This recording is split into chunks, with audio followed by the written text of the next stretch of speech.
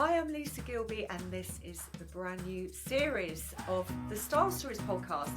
I've been a personal stylist in London for 15 years now, so I'm bringing my point of view and my expertise, styling lots of real people, wardrobing for people, creating wardrobes that fit their life and their lifestyle and their style vibe, and sharing my advice on here. And also I have lots of fabulous guests. Today's guest is Teresa Kleisner, who is an original guest. She literally was the one who got me to start recording these podcasts all those years ago, and she was the first ever guest I had.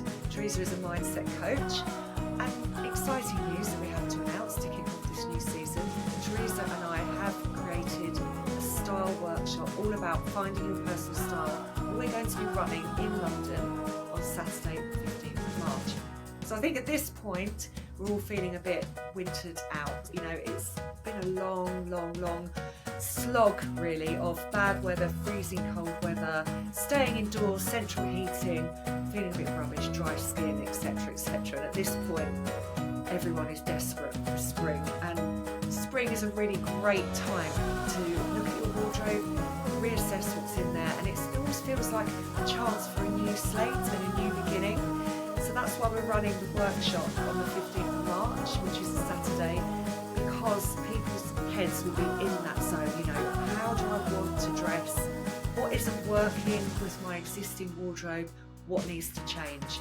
And I'm going to be here with Teresa to guide you through that and help you to find your 3 style words and really get your style vibe. So once you've got your style vibe and the clothes you wear align with who you are, it's much easier to put outfits together and just to feel excited about what you're wearing and more confident in your clothes. And this is something that I really explore on this podcast. So we're kicking off with a bit of background about that, and then we're going to share lots of details about the workshop itself. Hope to see you there. The link to join the workshop and buy tickets is in the show notes just below this podcast. Enjoy today's episode.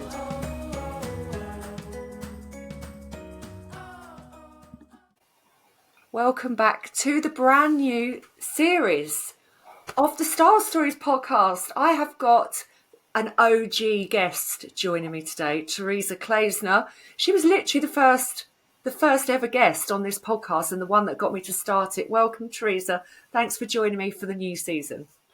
Thank you, Lisa. Do you know, I'm going to show my age now. What does OG mean?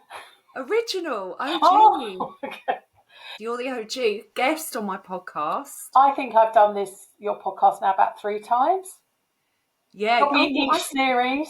At least. So Yeah. Do you want to do a quick little introduction for people that don't know you and it might be new to the Style Stories podcast? Yeah, so welcome everybody. It's really great to be here. My name's Teresa Kleisner. I run a business called Human. I work as a kind of a coach in many different fields. I call myself a different coach depending on the audience that I'm talking to. But essentially, what I work with is watching out for people's patterns in their language and how they feel, and being able to sort of be present with them so that they can work out how they want to move through obstacles in their life. And I do that in the corporate space, and I do that on one-to-one in the personal space, and I also work with many women in groups. At the moment, I'm working with a brilliant company called WAFA, who are an online and face-to-face fitness organisation nationwide, and we work with the women to work through what the challenges they're facing to stopping them having the life that they want to have. And I've also done quite a bit of work with you, Lisa, in terms of using fashion or clothes or our sense of style as a way to be able to connect with our identity. And this is what's really important for me, because this is the work I do, but just through the vehicle of fashion. And the more I've worked with you and the more we've run these workshops and had these conversations, this isn't trivial. This is actually really important, because I know we're getting into the meat of it now and I don't want to get carried away, but you know, we literally get dressed, put our clothes on, look in our wardrobes, look in our drawers every single day, at least once. And, you know, that is significant in terms of the impact it's having on us, in our emotions and how we feel about ourselves and the decisions we make, and then how we walk out the door into the world or stay at home. It's quite significant. So I really enjoy learning with you this sort of process, because it really helps what I do as a coach. I mean, there's so much to delve into today in this podcast, but like you're saying, Yeah, you know, clothes are not just frivolous. It's not just having a few nice dresses. You know, it's like, and put on some nice dresses. Boom, you're sorted. It actually carries a lot more weight than that. And the podcast, the Style Stories, has always delved into the why behind clothes. So, because I am a personal stylist, there are a lot of podcasts out there about fashion that are great. You know, history of fashion. There's the Vogue podcast. There's lots of podcasts out there now that talk about trends, what's hot, etc. And I listen to quite a few of those myself.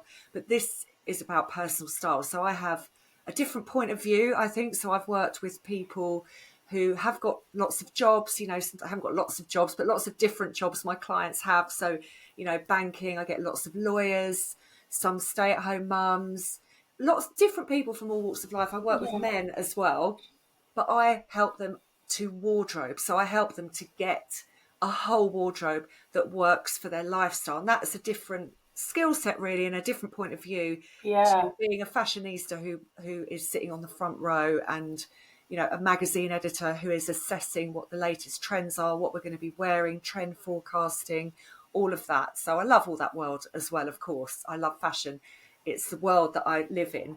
But what I like to delve into here is more about confidence, how clothes make you feel, and yeah, how you can use clothes to manipulate other people if you need to, you know, so make yourself look really professional and powerful and all those sorts of things. Also, if you want to be a bit sexy some days, you can do that. You can change roles with what you wear. You can change your identity. You can develop your own identity through what you wear. So it exactly. isn't, you know, people who do think it is frivolous. I mean, lots of people go through their lives not caring about what they wear, and that's absolutely fine. It's not for all of us. But I just find it fascinating, the psychology behind it. And that's really why you and I have had this great collaboration over the years, Yeah, because you understand the mindset piece. That's not my area of expertise. So the two of us together have created, well, we already did a few workshops in the past, pre-COVID, really marrying together the concept of, you know, what you wear and how it makes you feel, the yeah. emotional side. And something that I just wanted you to talk about was the enclosed cognition part of it. So what, Oh, okay. Yeah, yeah, yeah. Well, yeah. Funny you should mention that, because yeah, there is a sort of science behind the psychology of clothing, and there's an unconscious bias called enclothed cognition, which essentially means that we trust people dependent on kind of what they're wearing. And particularly, the most obvious example would be, doctors in white coats in a hospital. If we see somebody in context in a hospital in white coat, we're more likely to trust what they're going to tell us and probably take any pill that they tell us to take. And funnily enough, I met my mum yesterday, and exactly this. She was scammed on the internet by a doctor, somebody, and she said, well, he was wearing a white coat. So oh, I thought, oh, I'm taking that one, Mum. Thanks for that, because I knew I was going to have this conversation. But that's a perfect example of how clothes can heavily influence not just ourselves, but the people who we come into contact with.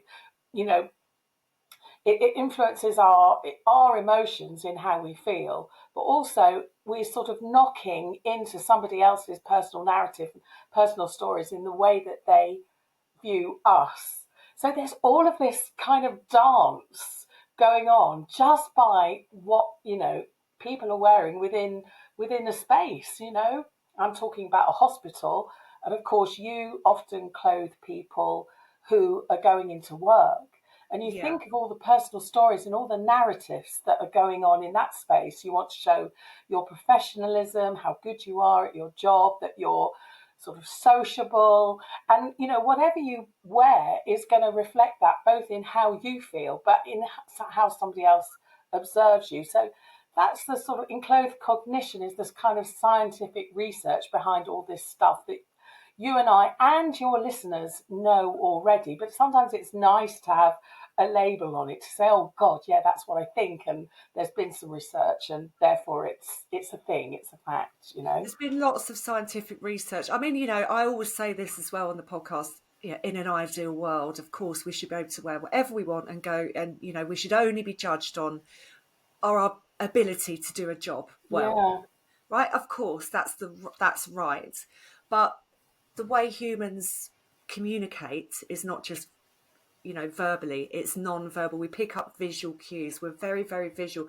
And now we're so much in a world where people are stepping in front of cameras a lot more, you know, yeah, a lot more video. If I can't do something, so I can't think of an example, but I'll often look up, okay, so carving a pumpkin at Halloween.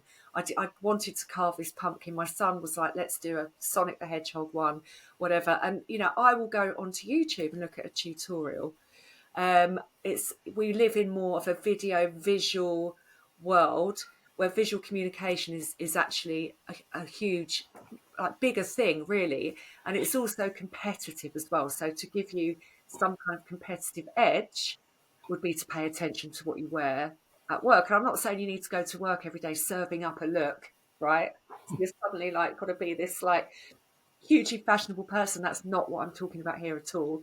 It's about really thinking, how do you want to feel in your clothes?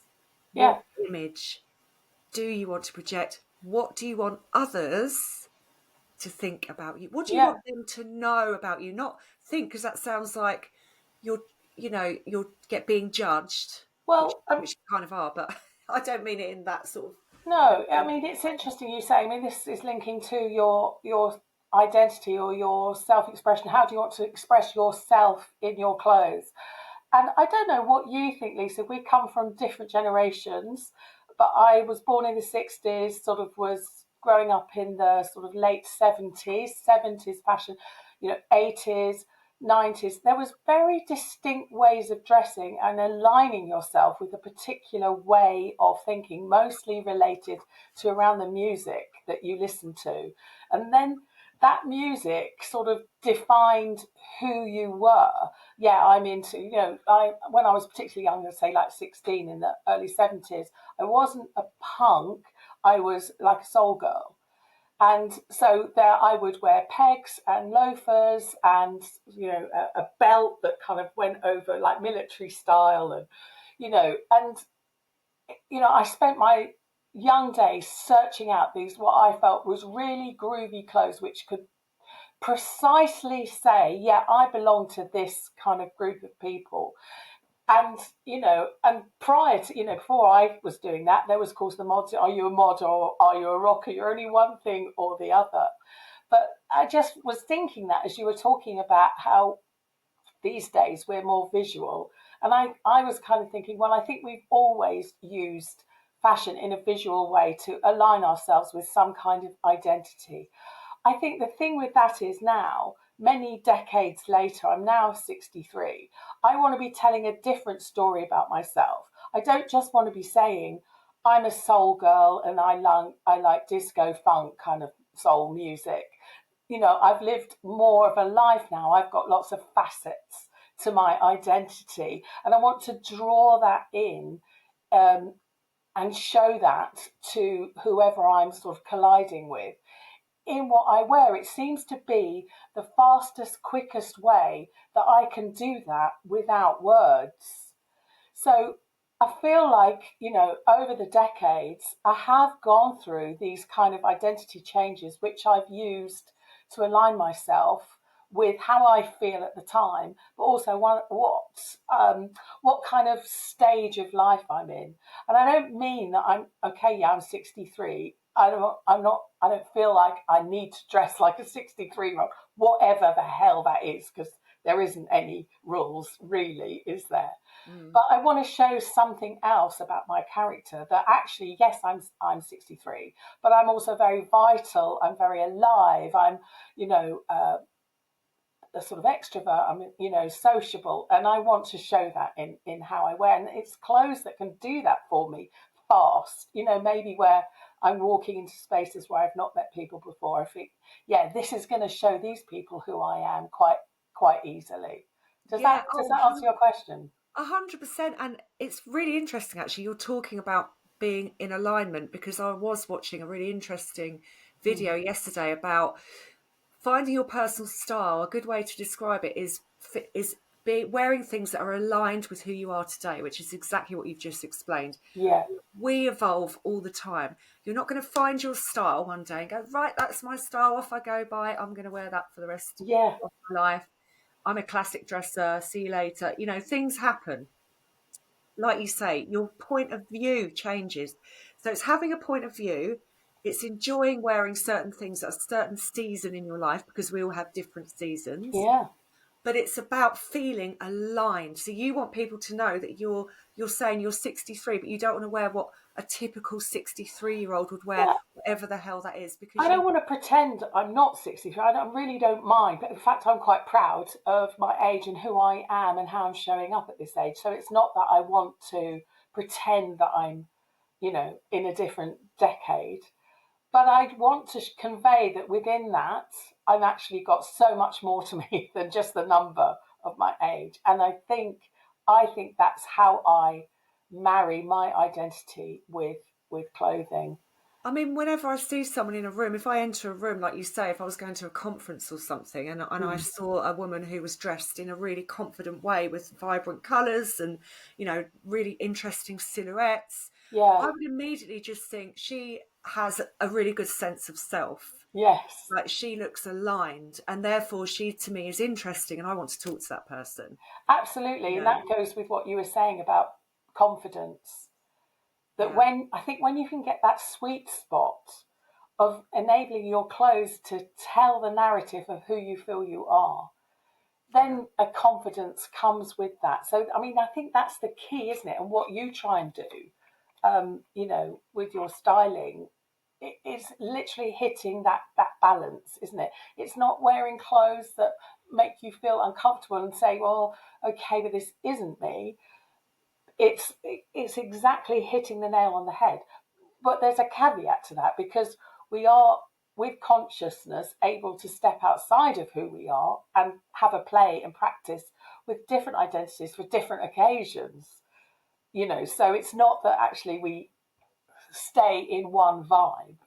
Um, Yeah, yeah, yeah. and we can be daring and experimental and fun with it as well, and try different things.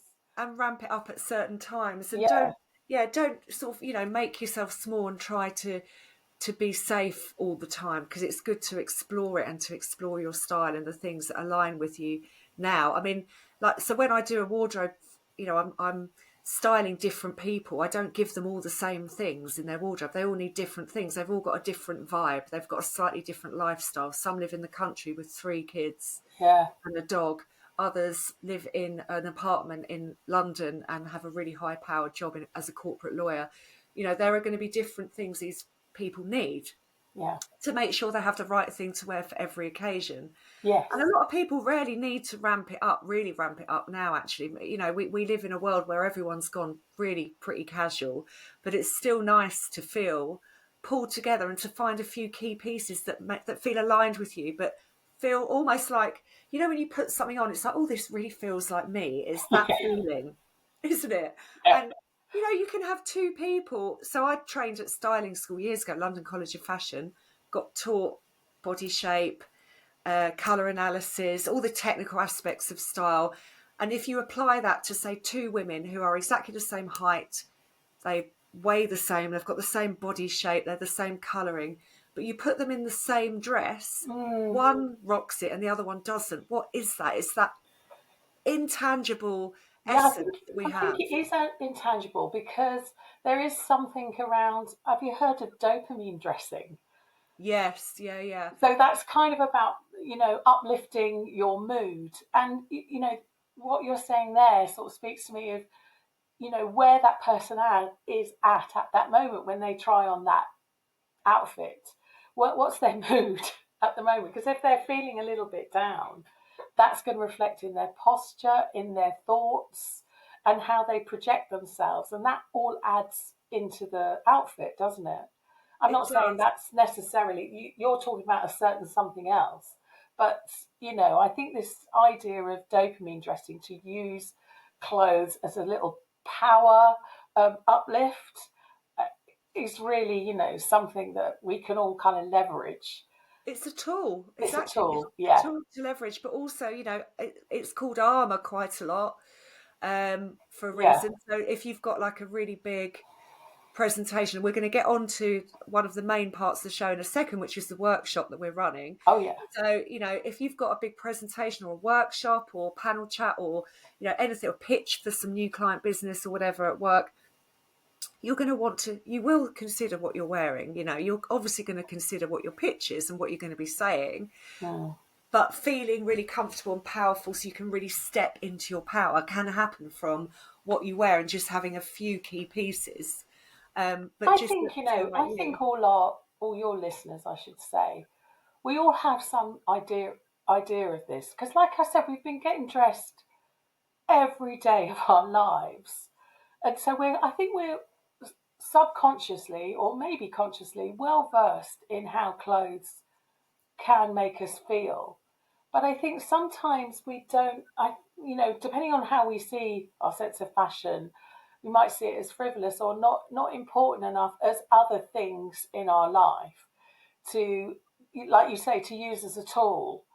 Um, but were we to, and that's hopefully what we'll be able to sort of do at our workshop, to say, actually, this is something that's within arm's reach of you, that you have, in your house, in your bedroom, when you wake up, a tool to kind of switch you into a variety of moods and enable you to present a version of yourself that you want to be presenting in that occasion or in that day. Yeah, absolutely, 100%. And basically the confidence that comes from that, to me, that's like, don't view having a few nice things in your wardrobe or refreshing your wardrobe as like always a frivolous thing to do.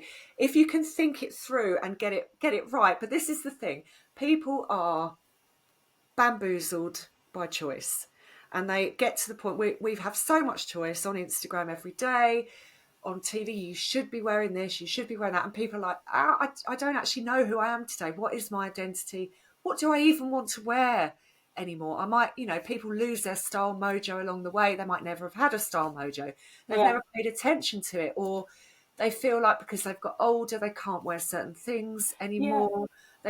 Life things have happened that have knocked their confidence. There are And a also, million. as clothes got a lot cheaper and a lot more available, you can pick things up, kind of, fashionable things or look fashionable for, if you get a load of gear in Primark or whatever. But I suppose then, on the one hand, the positive side, that's a lot of eclectic things in your wardrobe. But the other side, it leads to all this confusion because nothing's actually streamlined or thought through. It's just a hodgepodge of It's stuff that was in of the moment and cheap. And this is what the dopamine dressing kind of refers to, because that is a little bit of just getting something in the moment that lifts you, but it doesn't last necessarily, because it's just, tick to box for a brief moment, which is fine. We're not judging anyone for doing that. We've all done it and probably still will do. But it's doing it with awareness. Yeah, it's surface level. So until you actually take the time to step back and work out how you want to dress today, it will continue to be confusing. So this is why we've created a workshop. This is really exciting news. So if you're listening to this and you have got a wardrobe that feels like a mishmash, you've lost your style mojo, you've never really had it, you don't really know, and you live in the UK. So I know I have a lot of listeners in America, Canada, Australia. This time I'm doing an in-person workshop in London, and I have done some online in the past, but I really felt the need to do something in person. Mm, Teresa and I did do something like this just before lockdown, and we called it the Style Council because it was about style and it was about counselling your mind and really coaxing out of yourself who you are and what your identity is and how you want to dress, because the two do go hand in hand yeah. if you want to go a bit deeper. So we've created this fabulous workshop, haven't we? And we're running it on the 15th of March in Battersea Arts Centre. There are still some tickets available, and I'm going to put a link to the workshop. You can get your ticket in the show notes under this episode. Let's just chat about the workshop, what we're going to be covering. Well, I want to go back to those other workshops that we've done before, because they've informed a lot about how we'll be doing this one. I'm so glad that we've had that experience and taking the leap of running, style and mindset workshops, before COVID, because what really struck me about running those was how people feel about the clothes that are in their wardrobe. And actually, there was a whole array of really quite gloomy perspectives about don't know what to wear, got all black, like I think we did a reel for it on Instagram, didn't we? Of the post-it notes of the expression people were putting out there about how they felt. And I really did have a moment where I thought, oh my God, this feels overwhelming. The negativity that people feel about their clothes. I take lots of workshops with lots of women, and I also feel this wall of negativity, which is partly why I'm coaching, because that wall of negativity feels overwhelming, like I said, but also makes people feel stuck and lost. And this workshop that we're doing now is, we understand women massively. We understand, we've lived our own lives through style and fashion, as well as kind of coaching other women through that process. And we understand where the negativity is, where the stuckness is. But this workshop will really, I think the main thing, and you and I have talked about this, Lisa, is that we wouldn't ordinarily as women give ourselves the luxury of this time to sit down and work it out for ourselves. I think we just bundle along minute by minute, day by day, and we never sort of process or give ourselves that time to become aware of our personal story. What narrative are we saying about ourselves? What do we want to be saying to others? What do we want to wear that expresses our true identity? How do we connect to our identity? And I think this workshop will enable everyone who comes. The main thing is they've got the time, and B, we've got some really ace exercises, haven't we? We've got a great icebreaker. We've got a great mood board session where we get people to, you're going to be cutting up magazines and, creating a mood board that really showcases your taste. So I can help you to really, really clarify what your taste is and where it lies. Are you minimalist? Are you more classic? Those kinds of things. And that's not all going to be fashion pictures, because they're going to be flowers and words and all sorts of different things, and even that in itself will be really therapeutic, but also help you to get to how you're feeling today about your wardrobe and how you want to get dressed. But we've also got another great exercise which it kind of aligns with what I do in coaching, with helping people to work out what their values are. And these are the foundation, the keystones of what we will do and what we won't do, what we will accept and what we won't accept. It's kind of like, without knowing what your values are, we're sort of like a bit like on uneven ground. But we're doing this, we've translated that into the world of personal style. Yeah. And we'll be doing this great exercise, which, using your idea, Lisa, of the personal words, we're marrying that with values, and we're going to really get people to come out with a set of key, well, I call them values, you call them, what is it? Style words. Yeah, like style words. Yeah, I'll talk about that in a sec, yeah. Yeah, which will enable people to leave the workshop feeling really confident and really excited to sort of, like now to take that and look at their wardrobe and either do some kind of decluttering process or to bring new stuff into their wardrobe. They're just going to be bursting with ideas and enthusiasm and knowledge about themselves, which maybe they didn't know. Well, sometimes you don't need new clothes, you just need new ideas, right? You just need a fresh perspective on what you already have. You can shop your own wardrobe. So I am going to be covering really practical styling things like body shape, you know, what cuts to wear with certain body shapes. So this is the technical aspect of styling. I'm going to be covering colour analysis and working out your skin tone as well. But then we're going to really delve into the magic element, which is the intangible style vibe that we all have, the bit that, you know, what are we aligned with? You know, designers have, they have an image and they create a range of clothes, and then Yeah. it's real people who align with that particular range of clothes and that particular designer's vision that then bring those clothes to life. So it's about, we're going to really discover what you align with and what your taste is, but it's the 3-word thing as well that's going to be so useful. So I'm going to do outfit building tips as well.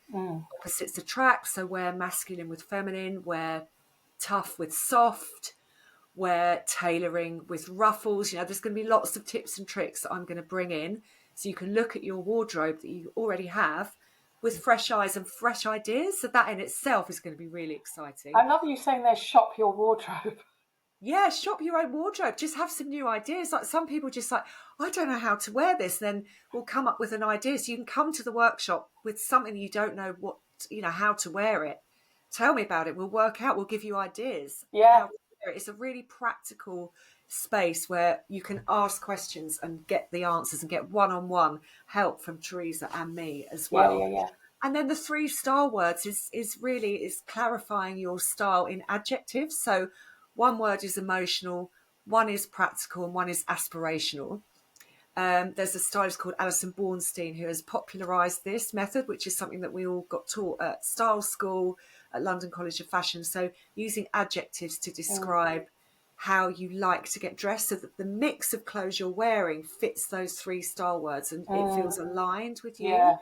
And that's going to be, that's just going to be loads of fun doing that exercise, and everyone's going to walk away with their 3 style words. And that, for me, it has had the biggest impact on how I want to get dressed. We did your 3 style words, didn't we, Teresa, when we were working out the Yeah, blueprint, I the was, workshop. yeah, we did. We said comfortable, colourful, and Yeah, I think a sort of aspiration, social or fun, I think has to be in there. So there was creative, there was vibrant, yeah, you know, and the word that's the more practical word is the one, if you pull things out of your wardrobe, if you're listening to this, have a look at your wardrobe, cast your eyes over it, try and think of 3 words to describe what's in there now.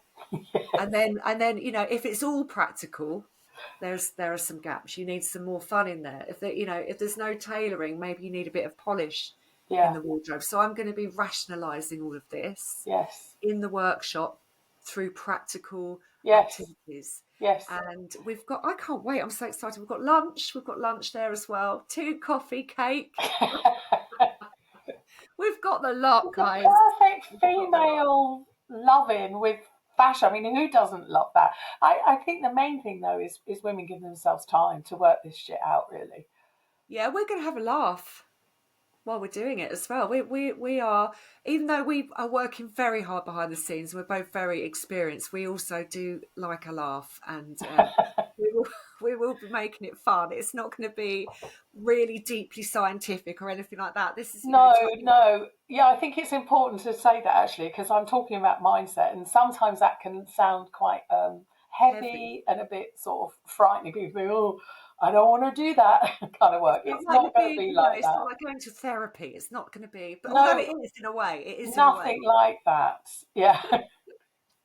We're not going to be talking about your childhood and things like that. It will be therapeutic without a doubt. And, just the mood board session in itself Yeah. will be as well. And we've got a few stories to share. And there's going to be lots of like-minded women there. There's some really interesting people coming along. So if you would like to join this workshop, do click the link below this podcast in the show notes, or you can go onto my Instagram at Lise Gilby Stylist, and we've Yeah. done a few reels and a bit of explanation about it there. And Teresa, what's your Instagram? It's called You Coming Alive, You Coming Alive, which is right? Yeah, exactly what this workshop is. exactly. So it It is fits the all. brand. Yes. So, if you want to do some work for you on your style, the key thing is as well, you can bring a friend. So that's always nice to come along Yeah. with a friend, and because you know each other well, you and your friend, whoever you bring. And it's interesting to get other people's perspectives because, you know, what I find as well is we all get so in our own heads and so, you know, caught up in life and the demands of life and all of that. When people have a different, their perspective of you, it's so interesting to hear that. So And interesting. Yeah. normally it's a lot more positive than you think about yourself. That's the sad thing. Yeah. We could do some work around that actually. That sounds quite Because people helpful. give themselves a hard time, Yeah. you know, and just worry about what wearing a certain thing because what might other people think, etc., etc. This is going to be fun. This is breaking down all those barriers. You're going to get your 3-star words and get What, really excited about your personal style. Lisa, we were out the other night and we heard a story from our friend whose child, well, sort of late teenage child, went into a shop with her and literally said, "This is what Lisa would wear. This is what Teresa would wear." Yes. Which kind of said to me, like, we leak this sort of look. I think we think, oh yeah, I'm eclectic. I've got different looks.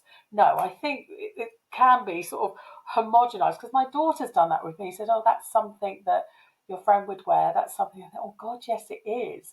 So we all have these looks that we don't even Interesting. realise are actually quite stuck in them. I think.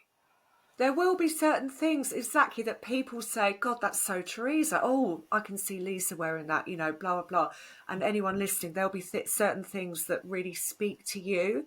And that's why, like, really classic dressers stick to the classics because it really is their vibe and aligns with them. So Yeah. the white shirt, the loafers, the trench coat, the things that are considered chic, right? If you're a true classic dresser, you will wear those. And great stylists will say everyone needs that, and you need a big blazer. But I do disagree with that because it isn't my vibe. I don't really align with those things, even though you Yeah. can take those pieces and you can wear them in different, more creative ways. Yes. Yeah. I've always found that kind of thing a little bit boring for me.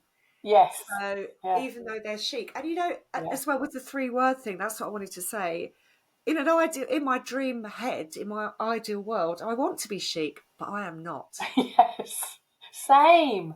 I'm just not. The end, and it's Same. fine, and you know, deal with it basically, and look at other people who are chic and think, oh, That's she so looks true. amazing in her loafers and her neat navy blue and I grey and don't want white. to look You know, chic. it's I not want to for look me. like 1940s, that lovely sort of wartime era, sort of Right? really Yeah, smart long pencil skirts and nipped in blazers. yeah, And I gorgeous. do have things like that, but they're the things in my wardrobe that I put on and put off, put on and put off. Do you know what I mean? I think, oh no, it doesn't feel like me. And we've got those things in our wardrobe, haven't we? That we think are us, and we try them on. It just doesn't cut it, and it goes And back it in. You don't doesn't want to cut. get rid of it, and this is the decluttering thing, isn't it? So I also want to shed. I also want to shed, you know, people's idea of what they, because that the chic thing is me really thinking I should be dressing like that Yes, without me really getting to the nitty gritty and the granular level of who I really am and how I really want to dress and what really feels like me.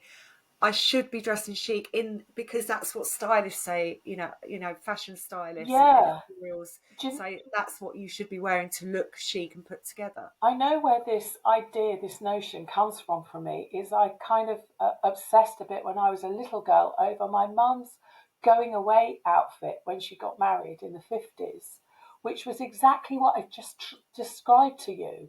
And actually, she had the jacket for years, and sometimes I wore it. But I had this really romantic image of this sort of, probably watching as well with my dad wartime films of this look which actually doesn't really connect with who I am. It actually Right. never has. But this Not is a even great then. example, though, of how we get sidetracked by all the influences around us. Yeah, You know, and it's like bring it back to you. Like, you know, obviously that's a gorgeous look, and we all admire that. We all admire the Audrey Hepburn, you know, the Dior woman, all of that kind of stuff. yeah. But even if I had the lifestyle that suited that, which I don't, but even if I did, it still wouldn't be me because I'm just not chic and I'm just not that person. Yes. You know, if I was thinking of designers that suit me better, it would be Baume and Furtgarden, who are the Danish designers, because it's all kind of baggy, and Nice. just a bit relaxed and that kind of thing. That's more my vibe. Yeah.